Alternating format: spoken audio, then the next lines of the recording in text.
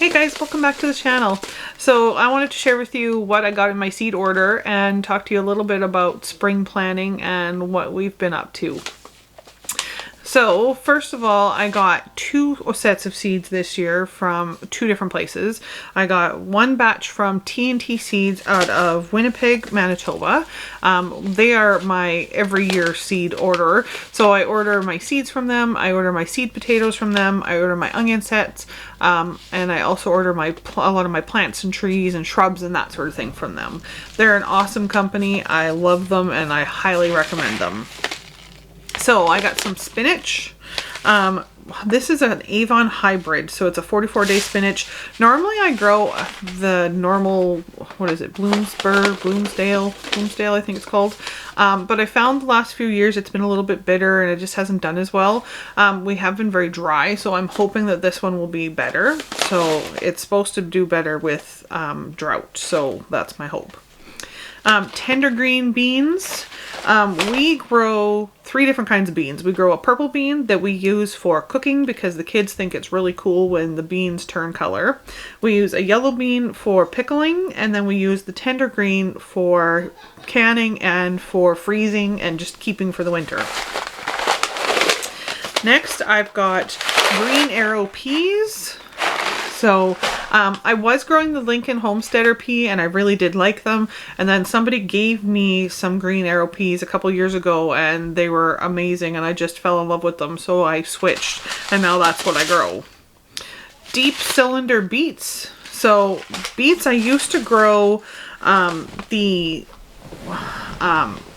Detroit red beet, and I really liked them, except for the fact that when they got big, because I tend to always try and leave things in the garden as long as possible, they would go a little bit woody and maybe a little bit hard sometimes. So the cylinder ones I didn't find that with. They got nice and big and they stayed really tender, which was nice for leaving them longer.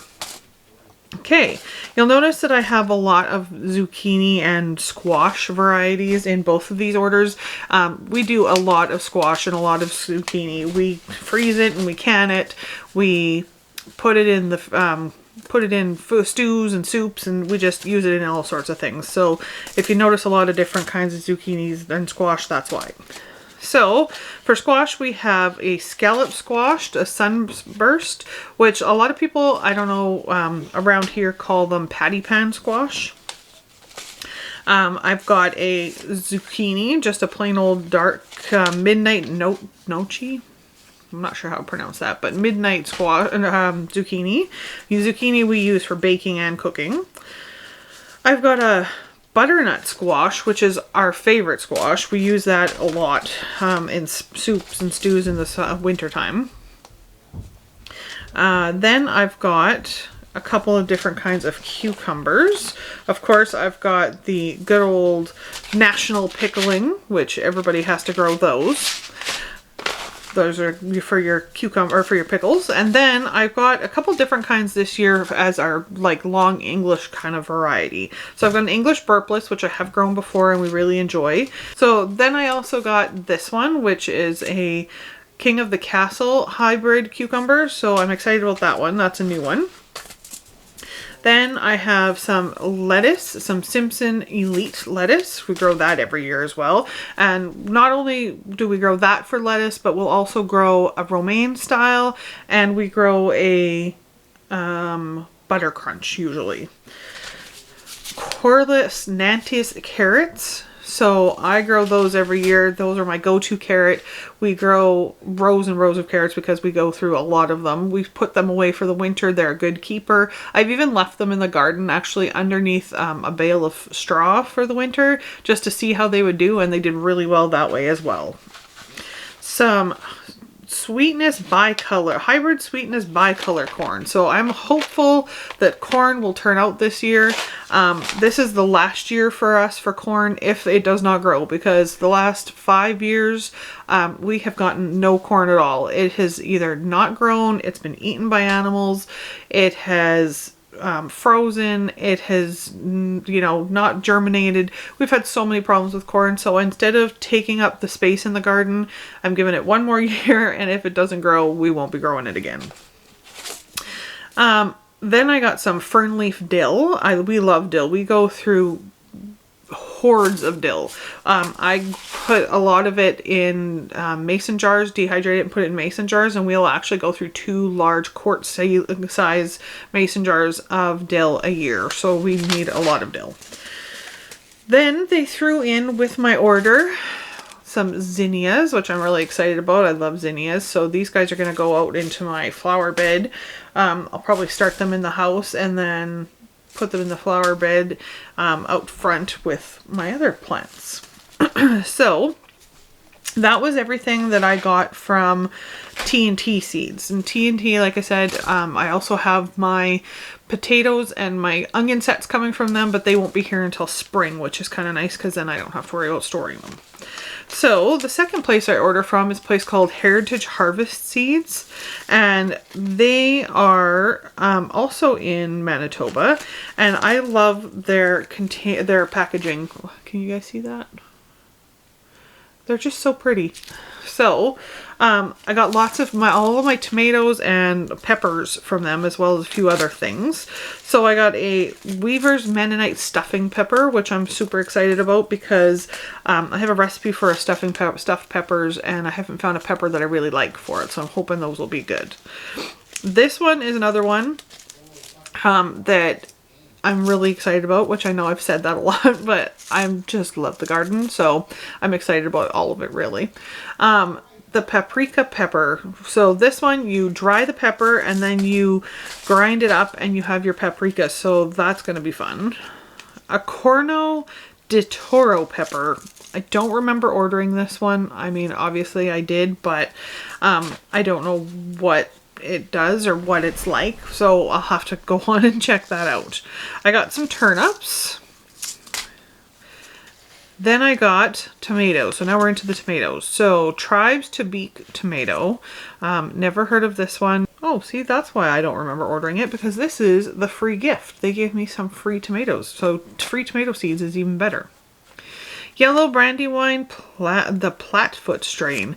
I love Brandywine tomatoes. I've grown the black Brandywine and the purple Brandywine, I believe it's called, and really like them. So I'm excited to try the yellow one. San Marzano paste. Now this is my go-to tomato. We grow this every year. We grow lots of them because they produce lots. They're really good for salsas and sauces and for freezing. I've even just thrown them in the freezer and then dealt with them through the winter time. They're just a really good meaty tomato. Now, Mortgage Lifter, Radiator Charlie's Mortgage Lifter. I've heard of these ones from a few other vloggers and a few other websites, and I thought I wanted to give them a try, so we're going to try those.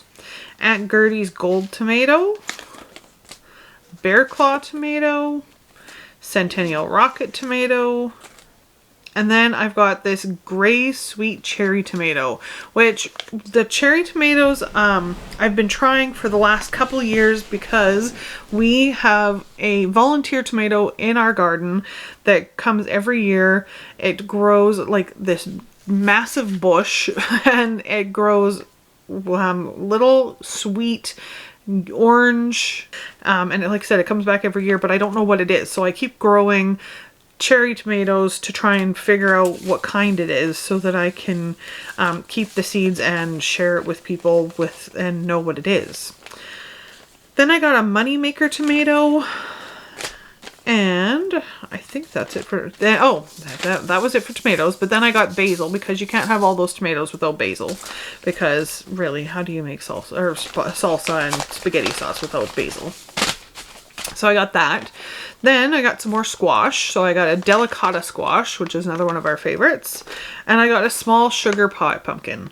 The sugar pie pumpkin I did grow last year. Our garden was not really good. It was dry, and we had tried putting straw on the garden, and we did it wrong, I think, because nothing really grew. We had a very poor garden. So this year we're going to go back to the old way of just having everything in rows, and we have our little tiller, and we can work in between the rows if we need to. And just hopefully that straw will break down and have bulked up the soil because it was getting hard. So we're hoping that that added some stuff back in. We're trying to add compost and some manure to try and soften up our soil. But the sugar pumpkin, sorry to get off topic, the sugar pumpkin I grew last year, we got one pumpkin off of, and it lasted until last week when I finally cooked it, and it was still in perfect condition. So I really was quite happy with those. So we're going to grow them again. So that is what we got for seeds. We will be putting in an order for some of our tree stock and some of our shrubs and our berries and fruit and that sort of thing. So we have what we call the forest garden or food forest, and it is apples and raspberries and strawberries and elderberries and sea buckthorn and so many different kinds of fruit and berries and that sort of thing. Can't wait to share it all with you guys.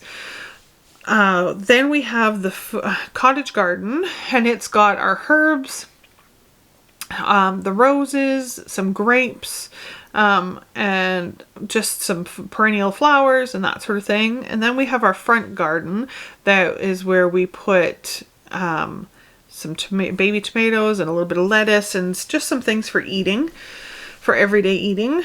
And then we have our main garden, and that's where we put everything else. So we have a lot of spaces for planting, so we need to get a lot of things. A lot of plants and other things to put in it. So we did work up a new space that we were hoping to turn into just some new garden, but it hasn't been doing exactly what I wanted. It's not exactly what I had planned. So I've actually decided, I think this year we're going to turn that into our new orchard. So we're going to move some of the plants from the food forest over into that, and then get some more trees and shrubs and plant them in there, and make that into our orchard. So that's really exciting. So yeah, that is our plans for the garden. And then when it comes to other food production this year, we go through a beef and a half a year. We go through between 50 and 75 chickens a year. We go through 2 pork a year, and we go through, usually we get 1 or 2 venison or deer a year as well. So we go through a lot of meat, but there are 6 of us. So this year we've decided to get a couple pigs. So we haven't had pigs for a couple years. We've been buying from a friend of ours. We decided this year just to get our own, just because we like to have them around for cleaning up scraps and for, throwing a lot of our weeds and garden waste too. The chickens can't eat it all, so we did like having the pigs. So we decided we're going to get a couple pigs this year. We already have our beef, of course, because we've kept we keep one every year. Then chickens, last year and every other year, we've gotten our chickens as day-old chicks.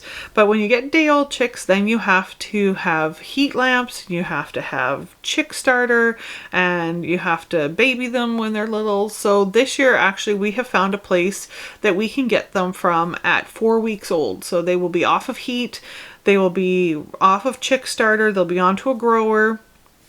We'll be able to put them straight into the chicken tractor that we built, and they can go straight out into the pasture. So this year we're going to try getting them a little bit older and see if that works better for us. So that is the plan for chickens and for pigs and for beef.